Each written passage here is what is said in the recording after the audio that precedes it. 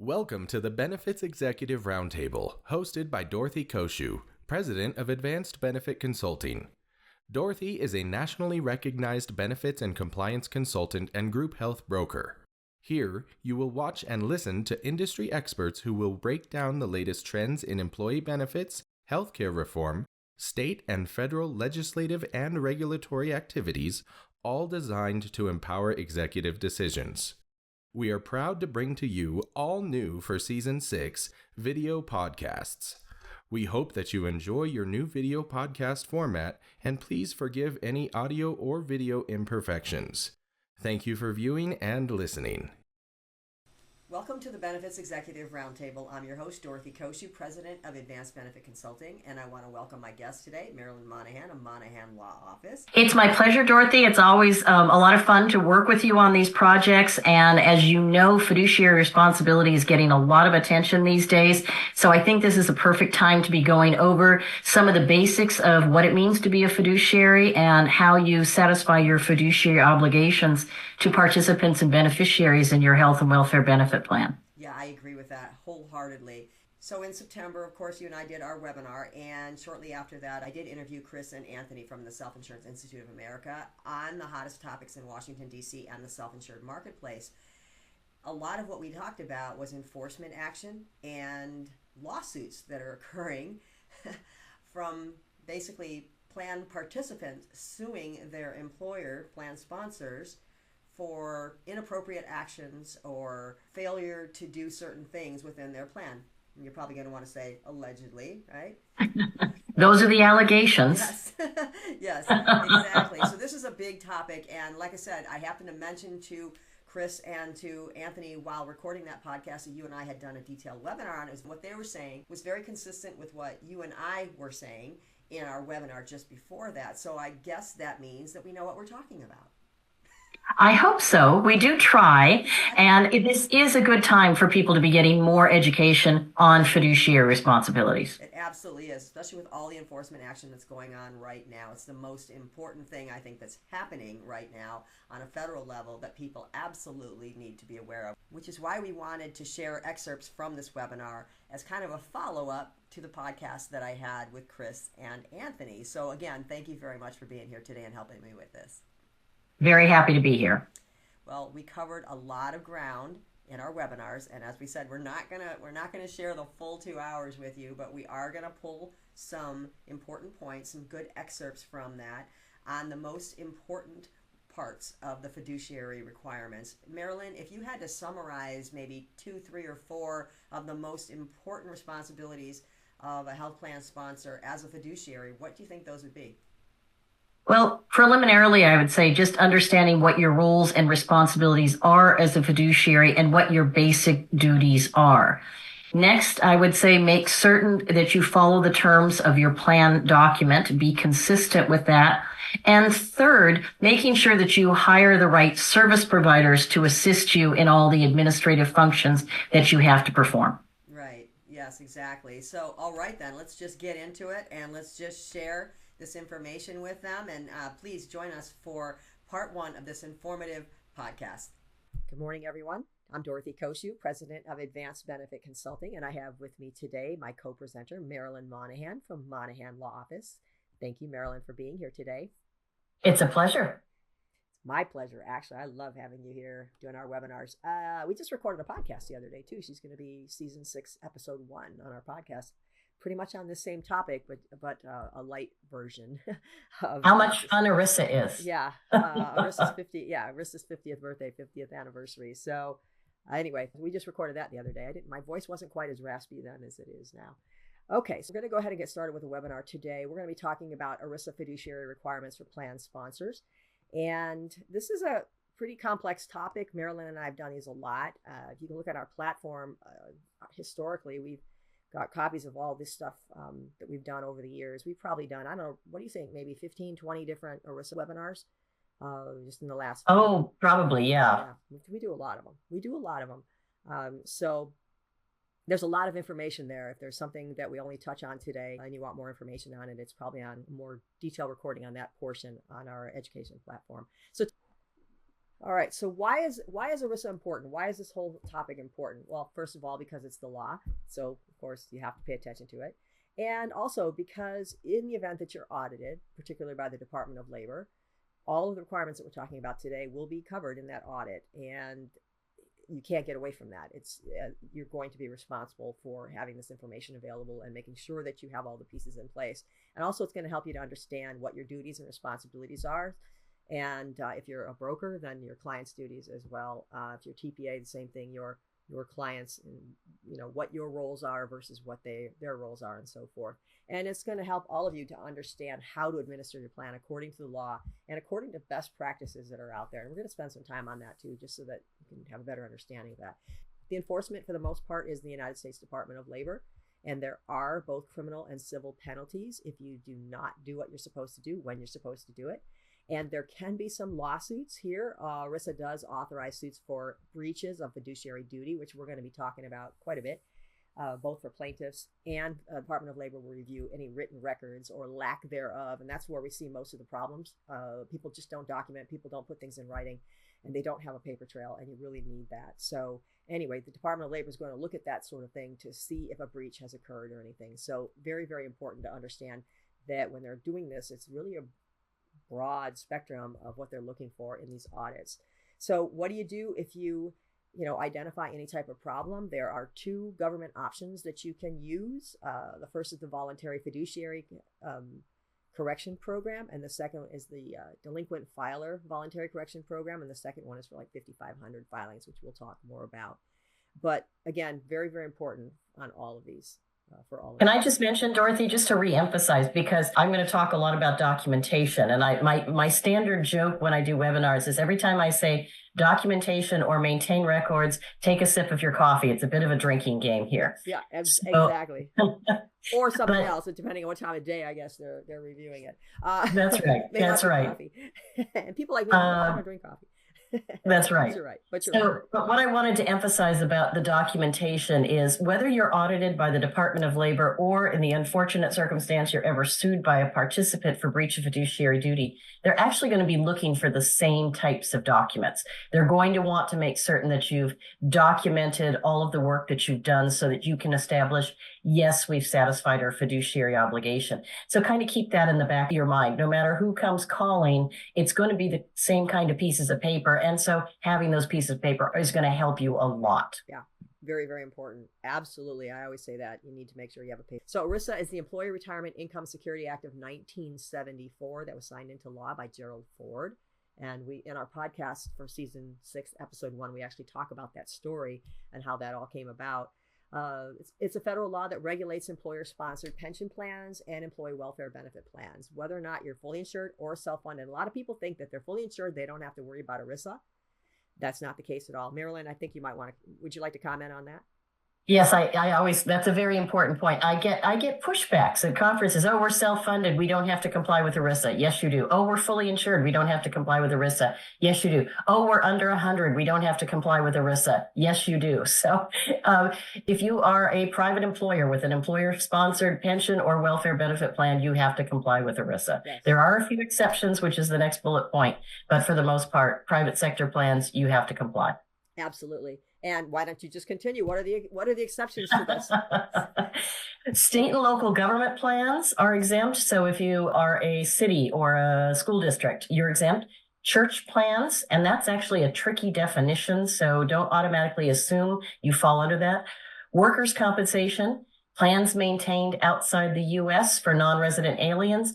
And even if your other benefits are subject to ERISA, if you have ancillary benefits that satisfy the Department of Labor's voluntary safe harbor, those benefits will not be subject to ERISA. So what I always refer to ERISA as is the Plan Sponsors Compliance Bible. And my various articles that I've written over the years, I don't know, a few dozen on ERISA topics, at least, perhaps. I had this ERISA Bible created some time ago. So I pulled that from an old slide. But ERISA is the most important federal law related to employee benefit plans. It's so vast. It's like I said, it's the Bible. But self-funded plans particularly rely on the rules because of the multi-state issues. If you have employees in 26 states, and we have a lot of clients that have that have participants in many, many states. That's why it's so important. You don't have to worry about state by state. What am I doing here in this state versus that state? Everybody can have the exact same benefit plan, and you don't have to worry about all that. It makes, actually, believe it or not, the Human Resources Department is actually less work for them. People think, oh, self-funding is so much more work, and it can be at certain times, set up and so forth. But on an ongoing basis, it's much easier to deal with one plan, one set of rules, than it is with 26 states, 26 different insurance companies, or even maybe within one state, they have to have 2 or 3 carriers within one big state because they're different remote locations or whatever. So it makes it a lot easier administratively. Also, it allows self-funded employers to have uniformity in plans, as I mentioned before, so that everybody has exactly the same benefit regardless of your location. And it regulates overall plan compliance, as we said in the beginning. Union plans are also subject to ERISA, and this is very, very important. People kind of forget about union plans sometimes. They do still exist. I grew up in a union state. I grew up in Michigan prior to living in California, and very much a union state there. So again, the plan sponsor is Bible, and I don't know what we would do without it, to be honest. So I've broken down ERISA into what I'll define as the major components of ERISA for our purposes. These, by the way, matter in one way or another to fiduciaries. So, for example, there are the disclosure requirements. By disclosure, they mean documentation. These are the disclosures that you have to make to your participants and beneficiaries. So these are the plan document mandate, plus any wrap document you might have, a summary plan description, or SPD, plus any wrap document you may have, a summary of benefits and coverage, or SBC, and the mandatory notices, including the annual notices. And Dorothy and I have done a whole bunch of presentations on these. The SBC is getting a refresh in 2025, by the way, so they'll look a little bit different next year. I love that, by the way, because all our self-funded clients, I have to redo them. And every time they make a format change like that, it's like, oh, yeah. The Dorothy fact. It's especially doing the first one. So the first renewal date after the effective date is, after that, it's easier because I can copy and paste a lot of stuff. But, when they change it, you have to pay attention and you have to make sure that you're using the most current date on that form. My next column here are the reporting requirements. And this is all about transparency. And this is the Form 5500 requirement. And this is how you report to the Department of Labor that you are in compliance with the ERISA mandates. And that, by the way, is a public document. Anyone can access it. There's also a whole section of ERISA talking about fiduciary responsibilities and related to that, prohibited transactions. That's what we're focusing here on this morning. There's an administration and enforcement section where they talk about processing claims, how long you have to pay a claim, the preemption provisions, and remedies, meaning what causes of action can a participant sue you for, like breach of contract. And then the last column, which is a huge column, are all the provisions that apply specifically to group health plans. COBRA, QMCSOs, HIPAA, mental health parity, which they just came out with new regulations on. We'll be covering that. By the way, we'll be covering that in our Lunch and Learn in October. The Dorothy and Marilyn Full Employment Act, the ACA, the CAA, etc. Let's talk about fiduciaries. So who is a fiduciary? So it's important to know, first of all, ERISA covered benefit plans are required to have fiduciaries. And first of all, they're required to name one or more fiduciaries in your plan document. So typically that would be, if you're fully insured, that would be named in your wrap document. So you identify, for example, it might say the plan fiduciary is the plan administrator, meaning the plan fiduciary is the employer. So that is one way to do it. So you must have a named fiduciary. And I actually had a TPA client who was potentially going to get sued, but because the plan documentation clearly identified who was the plan administrator and it wasn't the TPA, the attorney on the other side decided not to name them. So it is very important to know who the plan administrator is and to identify them in the plan documents. But there are other entities that by default, the plan administrator, even if not named as such, is typically considered a fiduciary. Also, there are functional fiduciaries. And by that, they mean people who may not be named as fiduciary, but because of the scope of services they're providing, they end up becoming fiduciaries. And those include those who have discretionary authority or control over plan management, or those who exercise authority or control over plan assets. And plan assets is going to come up a couple of times in this presentation. ERISA does not clearly define plan assets, but the clearest example I can give you for what is a plan asset are participant contributions.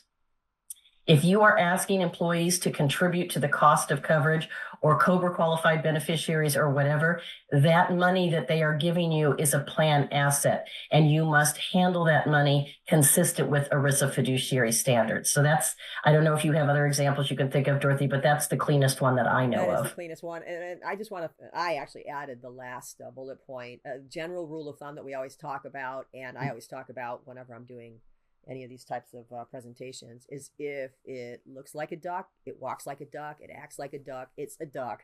So in other words, if you are performing those functions, whether you call yourself the fiduciary or not, then you have to be, you have to be aware of the fact that you will be called into this by the DOL, and functionally you are acting as a fiduciary, but you're not protected just because you don't call yourself a fiduciary. If you're doing the role, if you're performing the functions, then you're going to have the same responsibility and the same potential penalties and everything else as any other fiduciary would.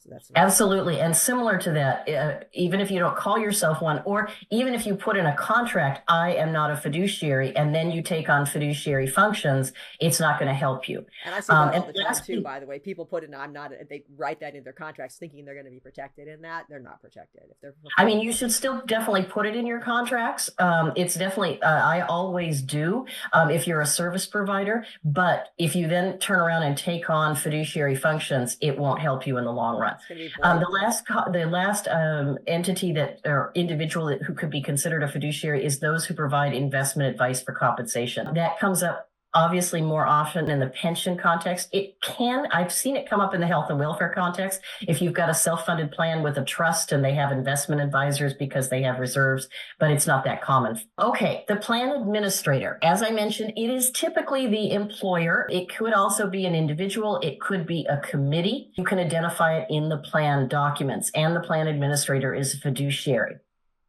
The plan, if you don't state in your documentation who is the plan administrator, the default is typically the plan sponsor, who definitely is almost always is the employer in a single employer plan. The plan administrator generally has discretion over administration of the plan. And once again, I'm going to emphasize this is not the same as the TPA or other contract administrator or the insurance company or another vendor. And then functional fiduciaries, those who will be deemed a fiduciary whether or not they're named as such. And so that earlier slide, what we're doing now is breaking down all the different elements that we talked about. So a functional fiduciary is anyone who exercises any discretionary authority or discretionary control over the management of the plan. So that if you want to avoid that, let's say you're a TPA and you want to avoid that, you just need to make it clear in the plan documents, as well as in practice, that the final word rests with the plan administrator and not the TPA. Exercises any authority or control over the management or disposition of plan assets, or provides investment advice, or has any discretionary authority or responsibility in the administration of a plan. So what are fiduciary actions? When you're performing fiduciary actions, you are a fiduciary. So these actions could include interpreting plan terms, deciding benefits, claims, and appeals, investing plan assets, taking custody of plan assets, record keeping, and drafting communications with participants. Discretionary decisions that involve an element of choice or judgment are typically fiduciary in nature. Now, one thing that's important to know is plan assets may not be used to pay for plan sponsor activities. So if the plan sponsor is spending some money when they're trying to determine whether or not they're going to establish or terminate a plan, or whether they're going to add a new benefit, that has to come out of the employer's general assets, not out of the plan assets, which is participant contributions. The functional or inadvertent fiduciary test. The key here is to determine whether an individual acted as a fiduciary regardless of their title. So this gets back to what Dorothy and I have talked about a couple of times now. How do you inadvertently become a fiduciary, even if you didn't intend to, by taking on one of these roles? And I took these examples from something from the DOL. I can't remember where I got them from, but one DOL source. So employee A is not named as a fiduciary. Employee A makes a discretionary decision on plan administration. Employee A is considered an ERISA fiduciary for that decision. They are a duck. Employee B is named as a fiduciary. Employee B may not be subject to fiduciary duties when performing a plan sponsor or non-fiduciary function. The key here is if you don't want to become a fiduciary, avoid becoming one by avoiding matters over which you do not have responsibility. Once you figure out you are a fiduciary, then under ERISA, you have 4 main fiduciary duties. The duty of undivided loyalty to plan participants and beneficiaries. This is sometimes referred to as the exclusive benefit rule. Components of this are you must act for the sole purpose of providing benefits to plan participants and their beneficiaries. So this issue comes up in the context of medical loss ratio rebates.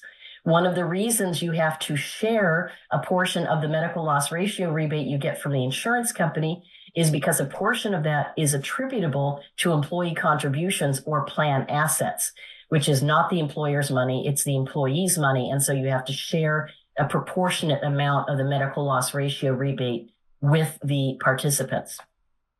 Another function of the duty of loyalty is only pay reasonable plan expenses. You can't just use this money in an unlimited sense. You have to make sure that any plan expenses you're paying are reasonable. There is also the duty of prudence, or the prudent person standard, which we'll talk a little bit more about on a future slide. But the general definition is it requires you to act with the care, skill, and diligence that a prudent person who is familiar with the matter would use under similar circumstances. And I've bolded familiar with the matter because that phrase there kind of ups the level of responsibility you have under the prudent person standard. Prudent person sounds somewhat benign, but it's actually a slightly higher standard than that. You have a duty to diversify the investments of the plan, if there are any, and the duty to administer the plan in conformity with the governing documents. We all get requests from participants to make an exception for them. Oh, I didn't actually have a status change, but I really don't want that coverage anymore. Will you drop me mid-year? And the plan document says, no, you've got to have a status change. The answer to that participant should be, no, we can't do it. We have to administer the plan according to terms. There are lots of other good reasons for that, such as problems with your stop loss carrier or your fiduciary standards is another good reason for that. Okay, so let's talk a little bit about the prudent person standard of care. So the fiduciary must act, as I quoted earlier, with this care, skill, prudence, and diligence under circumstances then prevailing that a prudent person acting in a like capacity and familiar with such matters would use in the conduct of an enterprise of a like character with like aims. So that's a lot of legalese there, but what it means is, as applied by the courts, it's really a prudent expert standard. Like one court case has said these obligations are more exacting than those associated with the business judgment rules, so familiar to corporate practitioners. A fiduciary's duties under ERISA are the highest known to the law. And the last one I like, a pure heart and an empty head are not enough. So, I don't want to panic people too much because, you can get educated and you can hire service providers to help you with things. Being a prudent expert doesn't mean you have to know everything. No one knows everything. So you can hire outside service providers. You can hire Dorothy. You can hire me or other lawyers or other actuaries or, accountants, CPAs, whatever. So you can still do that to help you with, but you have to know when you need to hire them, right, and then to get the work done and make sure it does get done. And that's expected. So if you don't, yes, you're not expected to have all the answers. You're expected to find someone who does. It's a good, perfect way to put it. Yeah. There are some things a fiduciary must not do. They cannot act in their own self-interest. They cannot act on behalf of a party with adverse interests. They can't, and we'll talk about this a little bit more when we get into prohibited transactions, those first 2 items. They cannot accept anything of value from those doing business with the plan. They must not cause the plan to engage in a prohibited transaction, such as the sale or exchange of plan assets with a party in interest, the extension of loan or credit to a party in interest, transfer plan assets to a party in interest for their use or benefit, and contract for goods, services, or facilities with the party in interest. And we're going to define prohibited transactions in more detail. So applying these standards to plan operations, keeping benefit participants and beneficiaries informed. In other words, satisfying the ERISA disclosure requirements of getting out the SPD and the SBC, administering the plan according to plan terms. Understand about how you handle participant contributions and that they are plan assets, and know your responsibilities in connection with those. Understand responsibilities in relation to service providers. You must act prudently when both hiring and monitoring a service provider. Maintain the plan's claims procedure or ensure that it is maintained so that benefits are paid in a timely manner, and making sure you're reporting to the government as mandated, such as with the Form 5500 or the 1094, 1095 forms. Okay, so applying these standards to service providers. So I have some specific background in this, but let's talk about service providers and why this is so important. It's always been important. It's always been part of the Department of Labor ERISA requirements and fiduciary requirements.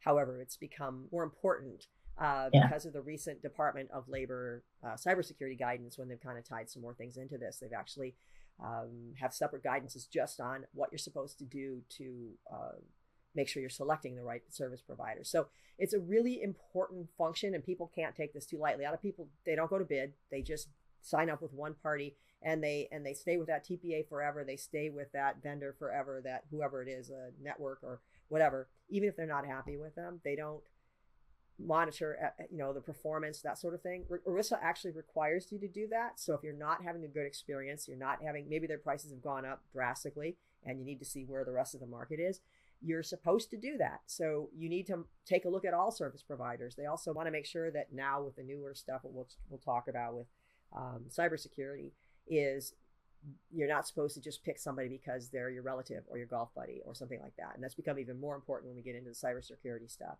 Basically, you're not, as we talked about before, you're generally not a fiduciary. You are contracted to do a specific function or functions on behalf of the plan sponsor, and like paying claims or whatever that situation may be. But again, as we talked about before, you may become a fiduciary if you take on those additional roles. So just, again, be very specific as what your roles are, and what the fees that they're paying you as a vendor, for example, that covers you, and that you're not taking on additional roles for that. Now, malpractice can occur, basically. If there's a service provider that is not doing things properly, then you need to find a remedy to that situation, and you're allowed to do that. So check your policies and so forth. Make sure you check your administrative agreements and so forth, and make sure that if they're not doing things the way they're supposed to be doing, that they can be terminated, replaced if need be, or a conversation with them said, fix this up, do what you're supposed to do, or we're moving on, kind of thing. Make sure that you set boundaries, and make sure you clarify things in their contracts, and make sure that your language covers it. Say, you're going to perform these functions. From time to time, you may also have to perform these functions. But we don't want you or don't need you to cover these functions, okay? So you want to clarify all that. You want to spell it all out in the language in the contract. And Marilyn's really good with this kind of language in contracts. She's done a lot of ours over the years. But be aware of, what the functions and actions are as a fiduciary. And as I said earlier, this has really been re-emphasized, I guess, with the Department of Labor cybersecurity guidance came out in 2021. What was in the past a little bit of a few gray areas actually now become no longer gray. They're very black and white because of the cybersecurity guidance that came out. So again, we'll talk more about that. Can I just mention something about the contract terms, because that's one of my issues. It is very important, and to the benefit of both parties to the contract, both the employer and the service provider, to clearly outline whose duties, who is going to do what, and so that there's no confusion. There's expectations as to who's going to do what, and then if a question arises later on, it's clear. We will prepare the Form 5500s. We will not prepare the Form 5500s. You do, things along that line. You can also, by the way, put in there expectations for the employer. We will send you a census once a month. Please review, you must review that census and let us know if there's a problem, those kinds of things. It just makes life a lot easier in the long run for both parties if everyone understands their responsibilities. Right, exactly. Okay, so let's talk a little bit about hiring and monitoring these service providers. And as I said, this really really, really hit home when the cybersecurity guidance came out. But when you're hiring them, when you're actually looking for them, you need to make sure that you're comparing them, because it is a fiduciary responsibility and requirement. A lot of people just pick the first one that someone gives them, and okay, you're required under your fiduciary standards here to gather data from more than one service provider, at least every once in a while, and make sure that they're doing their jobs properly. If you have a good broker, and if you're an employer, you have a good broker, they should be doing that for you on a regular basis to make sure that you have all that information. If you're not, then ask that broker to help you, do that. And if they're not doing that still, then you might want to look at a different broker, just like you might want to look at a different TPA or a different network or whoever the vendor is. But you need to, according to the rules, and the guidance, you need to be able to look at them all equally and have, like, they don't really say a checklist, but they infer a checklist of some sort, like a guide for you to determine, okay, I've looked at 3 vendors, and you have columns, Excel columns or whatever, or Word table, whatever, and you can compare them line by line, item by item. So you can say vendor 1 does this, vendor 2 does not, but this, look over here, number 3 does all these other different weird, wonderful things. And so be able to do that. So you need to make sure it's consistent, that you're asking the same information from everyone, so that you can do a true comparison, because that's what a fiduciary responsibility is. Okay.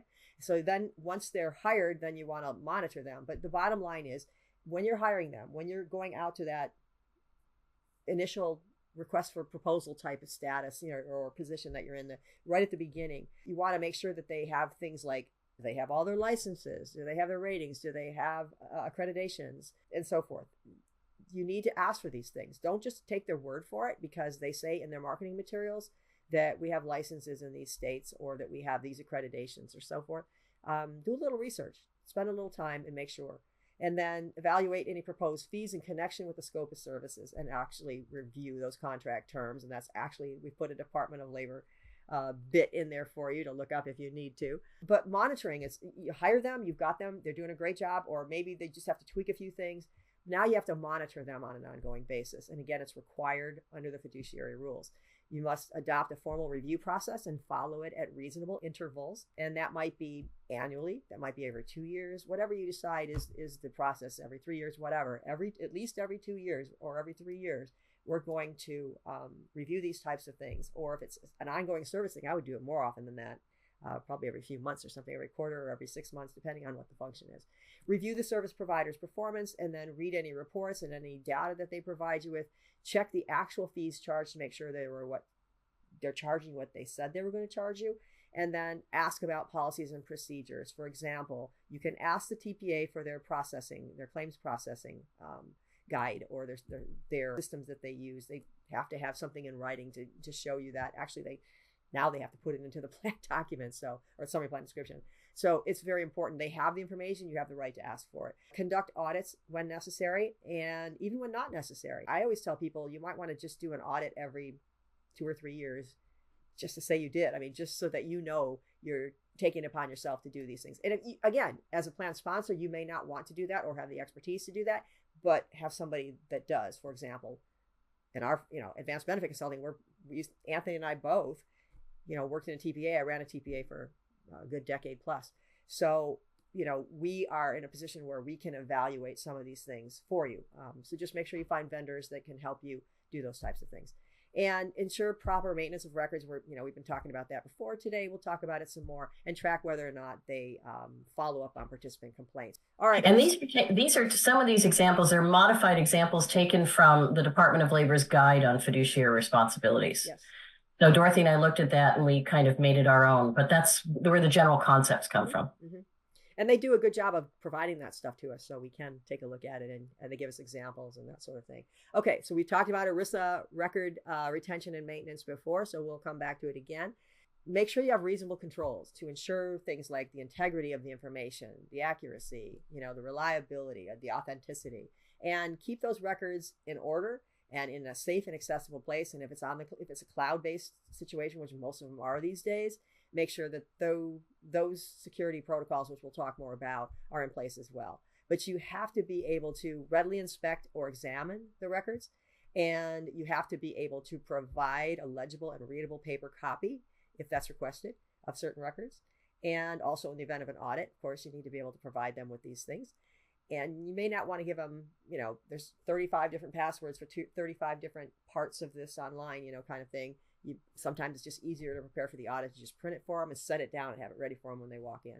And speaking as a former auditor as well, that's what I always like to see, by the way. Something, I don't like paper anymore. Well, you can keep it in the cloud, but some things are better in front of the auditors, right in front of right on their desk as they're working. So just keep that in mind. Establish and implement adequate records management practices.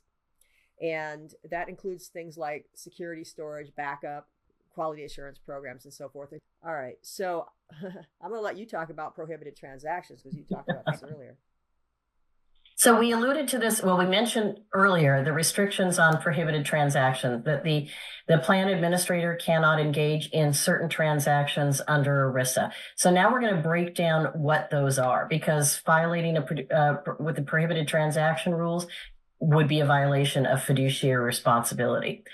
So to take a step back, under ERISA, some transactions are prohibited in order to prevent dealings with parties who may be in a position to exercise improper influence over the plan. Those parties are referred to as parties in interest, and the transactions that you cannot engage with parties in interest are referred to as prohibited transactions. I will also mention that fiduciaries, there's a separate provision in ERISA that says fiduciaries cannot engage in self-dealing and must avoid conflicts of interest that could harm the plan. So that if you're a fiduciary and a broker, you can't necessarily pass the company's business on to yourself, even though you might have a broker's license. That would be a prohibited transaction. That would be engaging in self-dealing. So who is a party in interest? It could include the employer, the union, planned fiduciaries, service providers, and statutorily defined owners, officers, and relatives of parties in interest.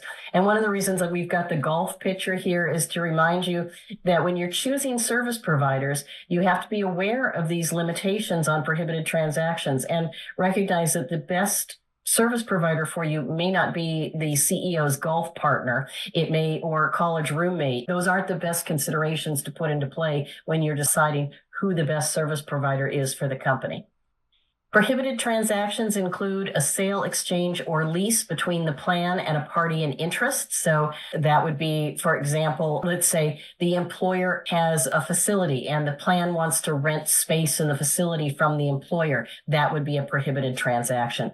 Also, lending money or other extension of credit between the plan and a party in interest, or furnishing goods, services, or facilities between the plan and a party in interest. Fiduciaries cannot use plan assets in their own interest or be on both sides of a transaction. So that was my fiduciary, who's also a broker example. They also cannot receive money or other consideration for their personal account from any party doing business with the plan related to that business. There are some exemptions. So before I get into the exemptions, so as you can see, the definition of who is a party in interest is very broad. And one of the things I stated was a party in interest could include a service provider. And what I've got there on that bullet point is you cannot furnish goods, services, or facilities plan and a party in interest who could be a service provider. So that sounds like an outright prohibition on the plan being able to hire a service provider. Well, that can't be the case because you need service providers to run the plan. So ERISA has built into it an exemption. They actually have a number of exemptions that allow the plan to conduct necessary business without violating the rule against prohibited transactions. And that includes getting services from a party in interest, such as a service provider. So with the general concept that the party can't enter into an agreement with a party in interest, including a service provider, Dorothy and I are going to talk about a major exception to that rule and how if you hit certain standards, yes, you can in fact retain that service provider. So this is a graphic that I created just to show you who falls into the categories of a party in interest. So this actually follows along with our conversation about prohibited transactions. As I mentioned, built into ERISA are some exemptions from the prohibited transaction rules. And what happened was when the Consolidated Appropriations Act of 2021 passed, they amended one of the exemptions built into ERISA, and specifically the one having to do with hiring service providers. And basically what this comes down to is you can hire a service provider if they are providing services under a contract that is reasonable and provided for reasonable compensation. So that's what you have to establish in order for you to show that you have not engaged in a prohibited transaction and you have satisfied your fiduciary responsibility, that the contract terms with the service provider is reasonable and the compensation is reasonable. To help employers do their job on this, the CAA, the Consolidated Appropriations Act, added a new section into this exemption. And what the new section says is covered service providers must provide disclosures to the plan administrator explaining what their services are going to be and what compensation they're going to receive. And then with that data, then the plan administrator, the fiduciary, can then make a decision, are these services reasonable? So that's what it's all about. Further disclosure from the covered service provider, putting an obligation on the covered service provider to make these disclosures to the plan administrator, and then the plan administrator using this data in order to ensure they are getting reasonable service at a reasonable price. When they talk about service providers, what they're referring to is anyone who's providing brokerage or consulting services, which is a fairly broad definition. If you fall within the definition of a broker or consultant under the CAA, you are a covered service provider that must disclose both direct and indirect compensation. So indirect compensation is commissions from the insurance company. You must disclose those if you're getting $1,000 or more. And by the way, just like with the fiduciary standards, it doesn't matter what label you put on yourself. It doesn't matter what your contract says as to whether you're a broker or not a broker. It is, again, what services you're providing. Now, keep in mind that these disclosure requirements, these new disclosure requirements that we are talking about, I'm going to continue to talk about in some detail, are in addition to existing disclosure requirements. So you get a Schedule A from the insurance company. You might get a Schedule C from a service provider. Those will still be coming to the employer. But in addition to that, you will now get these additional disclosures from your service providers. Well, that's all we have time for today, but we did cover a lot of ground in our part one of this two-part series. Wouldn't you agree, Marilyn? I agree, but please remember that this is only the starting point for fiduciary compliance. Ongoing training and education is essential. Yes, absolutely. The full webinar, of course, is available on our education platform, the Empowered Education Center, available at advancedbenefitconsulting.com. Again, we're sharing with you excerpts only from this webinar, and we do invite you to come back next week for part two of the excerpts from that webinar in September. Marilyn, are you good with coming back next week? I look forward to it. Okay, great. In the meantime, if anybody wants to reach out to you, how would they do that? I think my email address, marilyn@monahanlawoffice.com, is the best option. Very good. Thank you, everyone. And to everybody else out there, please stay safe, stay healthy, and stay tuned for the next episode of the Benefits Executive Roundtable. Thanks, everyone. Thanks for watching. Stay tuned for compliance tips, cost containment ideas, new trends, and decision-making tools. This podcast is produced by Advanced Benefit Consulting, Anaheim, California. All views expressed are those of the host or interviewees and not necessarily the views of Advanced Benefit Consulting. Information contained herein should not be construed as legal advice. We always recommend that you consult with your legal counsel as situations do vary. Ms. Cociu can be reached at 714-693-9754 extension 3 or toll free at 866-658-3835. By email at dmcociu@advancedbenefitconsulting.com or visit our website at advancedbenefitconsulting.com.